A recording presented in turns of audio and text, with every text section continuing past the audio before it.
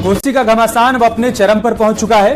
एक तरफ बीजेपी जीत को लेकर कॉन्फिडेंट दिखाई दे रही है, तो दूसरी तरफ अब अखिलेश यादव भी गठबंधन के उम्मीदवार के समर्थन में प्रचार के लिए उतर आए।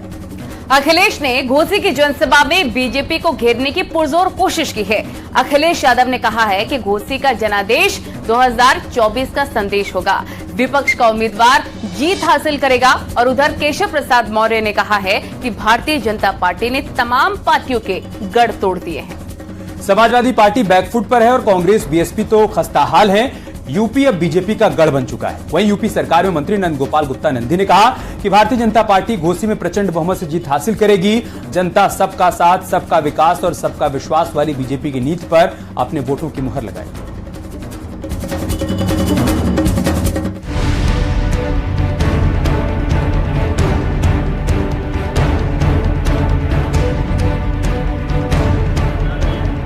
घोसी उपचुनाव में सरगर्मी और बढ़ गई है।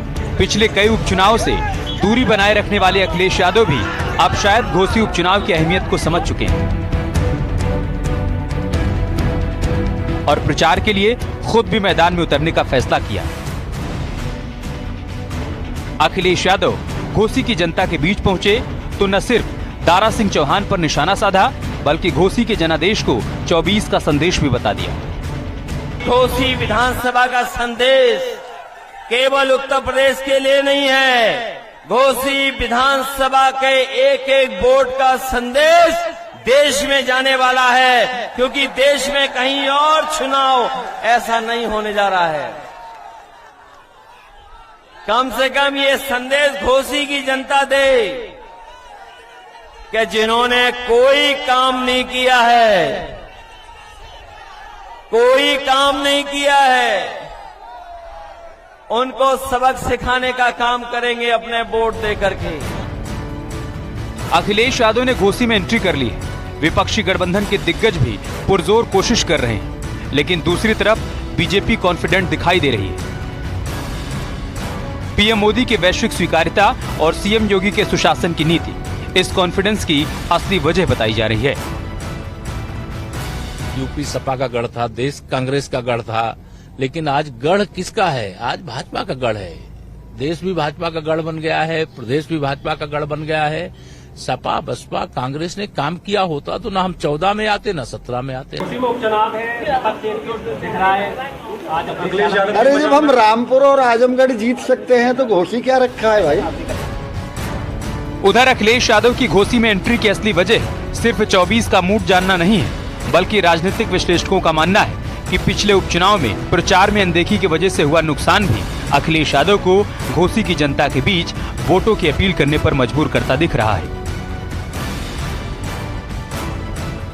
उपचुनाव एक राजनीतिक संकेत के लिए 2024 के लिए एक बड़ा चुनाव हो गया है, क्योंकि घोसी उपचुनाव में जिस तरीके से दारा सिंह चौहान को लेके भारतीय जनता पार्टी ने कार्ड खेला और दारा सिंह चौहान को अपने साथ शामिल किया पार्टी में, और राजभर भी आए और उस चुनाव में वो दिखाना ही चाह रहे थे कि जितने भी नौनियाल चौहान वो मतदाता हैं या राजभर के या ओबीसी के जो मतदाता हैं वो सब हमारे पक्ष में आ गए हैं।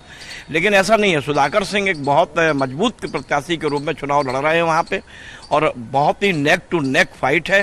पहली बार अखिलेश यादव को चुनाव में इसीलिए उतरना पड़ा क्योंकि ये चुनाव अखिलेश के लिए एक तरीके से एक सेमीफाइनल है 2024 का। विपक्षी गठबंधन इस बार एकजुट होकर घोसी का मुकाबला लड़ने का दावा कर रहा है, लेकिन पिछले आंकड़ों पर गौर करें तो बीजेपी जीत के भरोसे के साथ जनता के बीच गई। शायद यही भरोसा दारा सिंह चौहान को इस सीट पर उतारने के फैसले के पीछे मौजूद है। प्रचंड बहुमत के साथ भारतीय जनता पार्टी यहां से विजयी होगी और जिस तरह से उत्साह व्यापारियों में दिख रहा है, और व्यापारी आप जानते हैं समझदार होता है, उसको पता है कि आदरणीय प्रधानमंत्री जी इस देश का नेतृत्व कर रहे हैं और पूरी दुनिया आशा भरी निगाहों से भारत की ओर देख रही है। अखिलेश यादव जी घोसी की जनता के बीच में विश्वास पैदा करने आए थे, लेकिन वही रटी रटाई बातें, वही दबी हुई बातें घोसी की जनता को सुनाकर चले गए। ये नहीं बताया कि हमने 4 वर्ष सरकार में रहे, हमने राजभर चौहान, बिंदकीवट, मल्लाहपाल, प्रजापति, हम पिछड़े वर्गों को हिस्सेदारी नहीं दे पाए, हम दलितों के साथ अन्याय किए, हम मुसलमानों के साथ धोखा किए, ये नहीं बता पाए। हाँ, ये है जरूर इन्होंने घोसी की जनता के बीच में आकर के यह संदेश देने की कोशिश किया कि नहीं, हम तो लाख कोशिश कर लेंगे लेकिन हम भारतीय जनता पार्टी को रोक नहीं पाएंगे। बीजेपी और विपक्षी गठबंधन दोनों इस बात को मान रहे हैं कि घोसी का जो भी जनादेश होगा वो 24 में यूपी की जनता का मूड तय कर सकता है। शायद यही वजह है कि दोनों पूरे दमखम के साथ घोसी के घमासान में ताल ठोक रहे हैं।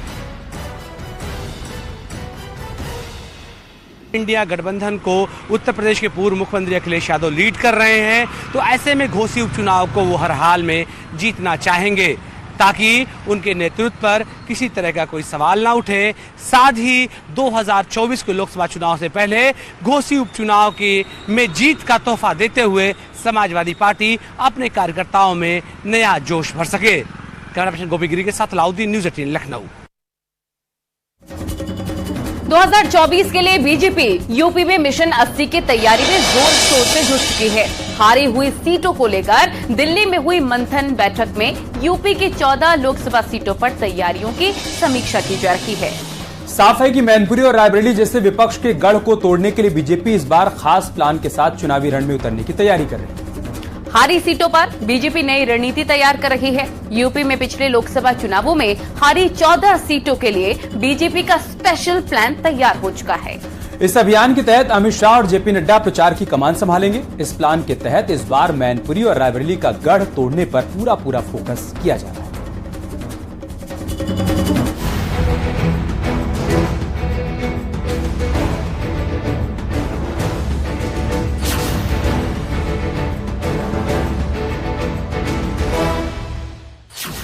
चौबीस के चुनावी रण का बिगुल बज चुका है। हर पार्टी लोकसभा चुनाव के लिए तैयारियों को धार देने में जुटी है। उधर भारतीय जनता पार्टी 2019 में हारी हुई सीटों की समीक्षा कर उन पर फतेह की रणनीति तैयार कर रही है। इस काम के लिए न सिर्फ स्पेशल टीम का गठन किया गया है, बल्कि फोकस है कि इस बार यूपी में हारी हुई 14 सीटों पर विजय ध्वज फहराया जा सके।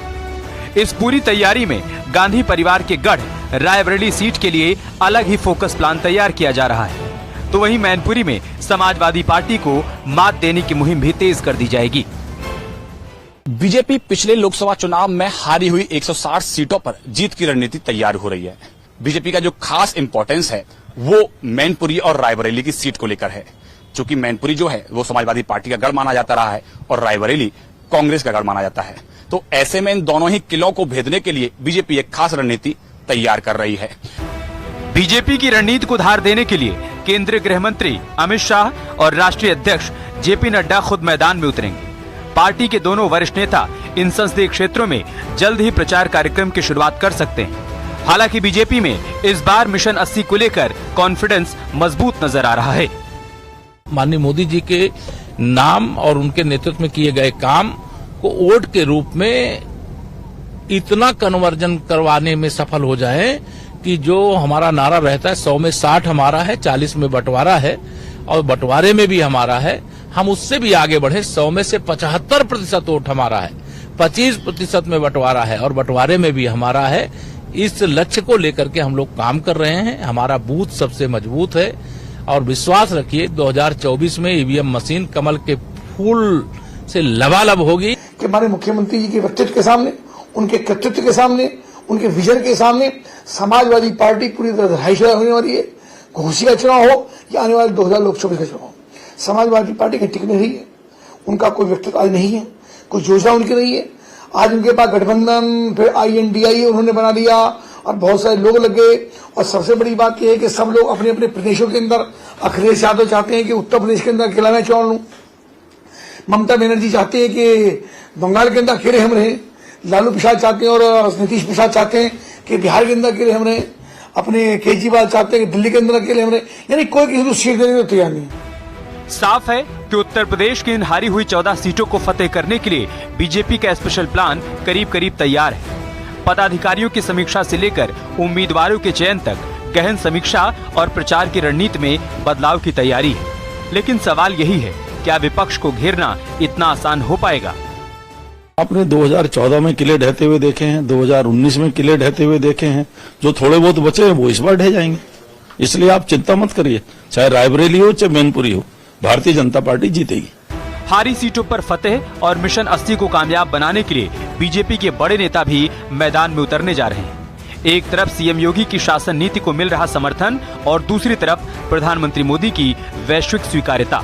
बीजेपी को फायदा मिलने ही वाला है। बीजेपी के राष्ट्रीय अध्यक्ष जेपी नड्डा, गृह मंत्री अमित शाह कार्यक्रम करने वाले हैं और संगठन के लोगों के साथ बातचीत करके लगातार उसमें जीत का मंत्र देने वाले हैं। तो संभावना यह भी जताई जा रही है कि मध्य प्रदेश और छत्तीसगढ़ की तर्ज पर बीजेपी मैनपुरी और रायबरेली जैसी सीट पर जल्दी कैंडिडेट की घोषणा कर सकती है। कैमरा पर्सन सोनू मंडल के साथ पवन गौड़, नेटवर्क 18, दिल्ली।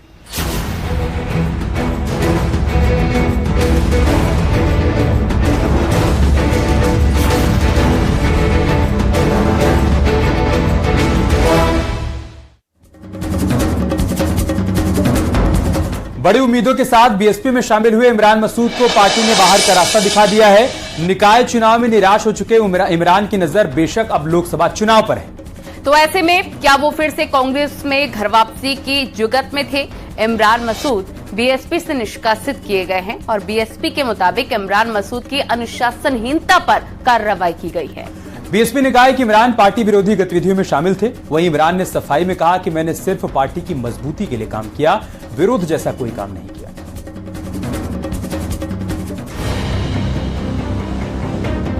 देखिए, अनुशासनहीनता क्या मैंने की है तो मुझे पता हो तब तो मैं बता पाऊं, क्योंकि मुझे कोई नोटिस इशू नहीं किया और मुझे प्रेस से पता चला कि आपको निष्कासित कर दिया, तो इस बारे में मैं क्या जवाब दे सकता हूं। इमरान मसूद का करीब साल भर का बीएसपी से रिश्ता अब टूट चुका है। बीएसपी की अध्यक्ष मायावती के आदेश पर इमरान मसूद को निष्कासित कर दिया गया है। बीएसपी की तरफ से दी गई जानकारी के मुताबिक इमरान मसूद ने न सिर्फ अनुशासनहीनता की बल्कि पार्टी विरोधी गतिविधियों में भी शामिल थे। उधर इमरान मसूद इसके उलट बीएसपी को मजबूत करने की मुहिम में दिन रात जुटे रहने का दावा कर रहे हैं। ये तो बहन जी जवाब दे सकती है, मुझे नहीं पता। मैंने तो कोई काम ऐसा किया नहीं। मैंने हमेशा पार्टी को मजबूत करने के लिए, मिशन मूवमेंट को मजबूत करने के लिए काम किया और उसी के ऊपर लगा रहा। बीएसपी की तरफ से जारी प्रेस नोट में इमरान मसूद के निष्कासन पर विस्तार से वजहों का जिक्र किया गया है। इसमें लिखा गया है कि सहारनपुर जिला से इमरान मसूद को अनुशासनहीनता और पार्टी विरोधी गतिविधियों के कारण निष्कासित किया जाता है। इनको पार्टी विरोधी गतिविधियों पर कई बार चेतावनी भी दी जा चुकी है, लेकिन कार्यशैली में कोई सुधार नहीं आया, जिसकी वजह से बीएसपी से निष्कासित किया जा रहा है। सूत्रों की माने तो बीएसपी से निष्कासन के पीछे की असल वजह इमरान मसूद का फिर से जाग रहा कांग्रेस प्रेम है कि इमरान मसूद अब खुद को आजाद बता रहे हैं और कह रहे हैं कि वो अकेले दम पर चुनाव जीतने का दमखम रखते हैं, लेकिन माना जा रहा है कि वो जल्द कांग्रेस का हाथ थाम सकते हैं। न्यूज़ 18 से बातचीत के दौरान खुलकर न सही लेकिन संकेत इमरान मसूद ने कुछ ऐसे ही दिए थे। ये सवाल आप उनसे बेहतर करेंगे तो बेहतर होगा। मैंने जो अच्छे लोग हैं, जो अच्छी तारीफ है, उनकी तारीफ ही करूंगा। मैं कभी बहन जी की भी बुराई नहीं करूंगा। उन्होंने मुझे आशीर्वाद दिया, स्नेह उनका रहा। 2024 के लिए अब क्या प्लान है? फिर से कांग्रेस में जा रहे हैं या नहीं? सब साथियों से मशवरा करने के बाद फैसला लेंगे। मायावती ने इमरान मसूद को पार्टी से बाहर का रास्ता दिखा दिया है। पहले निकाय चुनाव में हार और फिर पार्टी से कार्रवाई की मार। अब देखना यह होगा कि 24 की चुनावी बिसात पर इमरान मसूद कौन सा नया दांव चलते हैं और किस पार्टी की शरण में जाते हैं। सहारनपुर से देवेश त्यागी, न्यूज़ 18। और उधर झांसी को सीएम योगी आदित्यनाथ ने 2000 करोड़ रुपए की विकास योजनाओं की सौगात दी है। सीएम योगी ने मेजर ध्यानचंद को नमन किया और उनकी भव्य प्रतिमा का अनावरण भी किया। इस दौरान सीएम योगी ने कहा कि आज नए यूपी का नया बुंदेलखंड विकास की नई राह पर तेजी के साथ आगे बढ़ रहा है। सीएम योगी ने हॉकी में भी इस दौरान हाथ आजमाए। सीएम योगी ने शानदार गोल भी किया। इसके साथ ही हॉकी खिलाड़ियों से मुलाकात करके उनका हौसला अफजाई भी उनके द्वारा किया गया। सीएम योगी ने झांसी को 2000 करोड़ की सौगात दी। खेल दिवस के मौके पर सीएम योगी ने मेजर ध्यानचंद को नमन भी किया। इस दौरान सीएम योगी ने मेजर ध्यानचंद की प्रतिमा का अनावरण भी किया और खिलाड़ियों से मुलाकात करके उन्हें सम्मानित किया।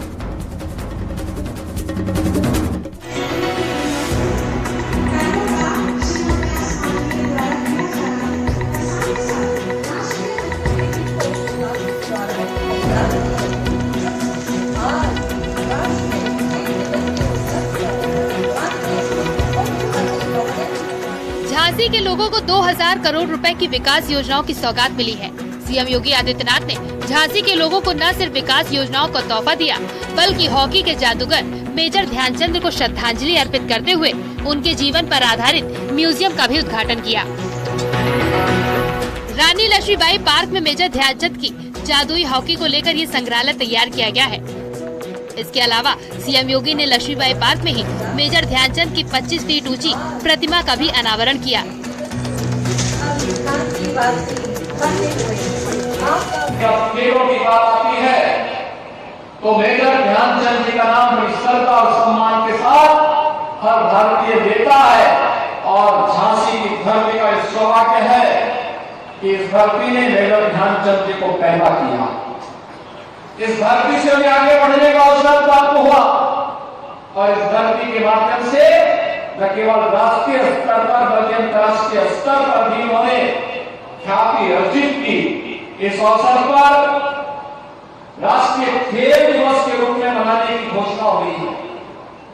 आदरणीय प्रधानमंत्री मोदी जी ने भारत के सर्वोच्च खेल पुरस्कार को मेजर ध्यानचंद जी को समर्पित किया है। और भाइयों बहनों, उत्तर प्रदेश सरकार अपना प्रदेश का पहला स्पोर्ट्स यूनिवर्सिटी मेरठ में मेजर ध्यानचंद जी के नाम पर ही बना रही है। झांसी के मंच से सीएम योगी आदित्यनाथ ने ओलंपिक खिलाड़ियों का सम्मान भी किया और उत्तर प्रदेश सरकार की खिलाड़ियों के प्रोत्साहन की नीति के तहत सहायता राशि भी खिलाड़ियों को सौंपी। बुंदेलखंड एक्सप्रेस वे आज बुंदेलखंड के विकास को एक नई ऊंचाई प्रदान कर रहा है। तो साथ साथ झांसी की रानी लक्ष्मीबाई की ये भूमि आज डिफेंस कॉरिडोर के नाम पर भी जानी जा रही है।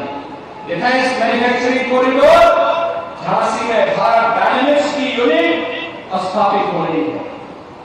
एक नोड झांसी में और एक नोड चित्रकूट में विकसित हो रहा है। तो भाइयों बहनों, इसके साथ ही 38,000 एकड़ क्षेत्रफल में नोएडा, ग्रेटर नोएडा की तर्ज पर हम लोग बुंदेलखंड के औद्योगिक विकास के एक नए कार्यक्रम को लेकर के आए हैं। और इसके माध्यम से 8,000 करोड़ रुपए की इस परियोजना में 6,000 करोड़ रुपए हमने बुंदेलखंड को पहले रिलीज कर दिए हैं, जिसमें औद्योगिक गलियारा बनेगा। और मैं कहूंगा, अब तक बुंदेलखंड का नौजवान नौकरी रोजगार के लिए भले बुंदेलखंड से प्लान कर रहा होगा, लेकिन भाइयों बहनों, defence corridor, Bundelkhand express way और एक्सप्रेस वे के साथ जब यहाँ पे औद्योगिक इससे विकसित क्षेत्र बनेगा तो भाइयों बहनों, दुनिया कार्य करने के लिए झांसी बुंदेलखंड में आएगी। उत्तर प्रदेश सरकार खेल और खिलाड़ियों को बढ़ावा देने पर लगातार फोकस कर रही है। खिलाड़ियों के प्रोत्साहन के लिए नई नीति के तहत न सिर्फ सुविधाओं में सुधार किया गया है, बल्कि खिलाड़ियों को सम्मान के साथ अच्छी इनाम राशि भी दी जा रही है। नए यूपी के खिलाड़ी अब अभाव में नहीं, बल्कि सुविधाओं के साथ अपने खेल पर फोकस करते हैं। बनी मिश्रा, न्यूज़ 18, झांसी।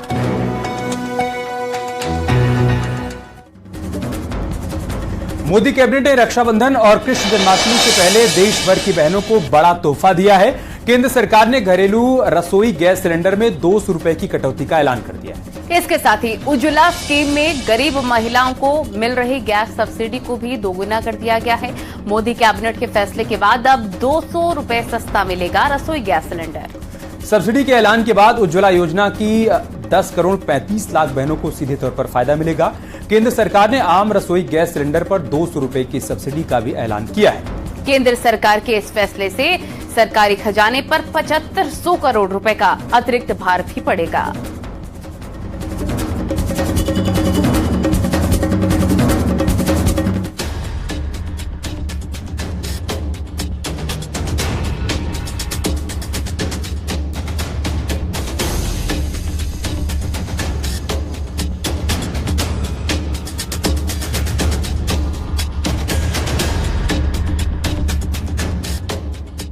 प्रधानमंत्री मोदी जी ने निर्णय लिया है कि 200 रुपया गैस सिलेंडर के दाम कम किए जाएंगे, सभी उपभोक्ताओं के 200 रुपए दाम कम होंगे। मोदी सरकार ने देश की जनता को बड़ी राहत दी है। त्योहारों से ठीक पहले केंद्र सरकार की इस सौगात से आम आदमी की जेब पर बढ़ते बोझ से काफी राहत मिलने जा रही है।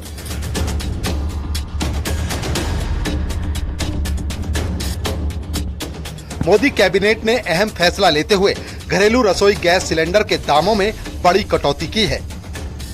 रक्षाबंधन और कृष्ण जन्माष्टमी से ठीक पहले केंद्र सरकार ने घरेलू रसोई गैस सिलेंडर में 200 रुपए की कटौती की है।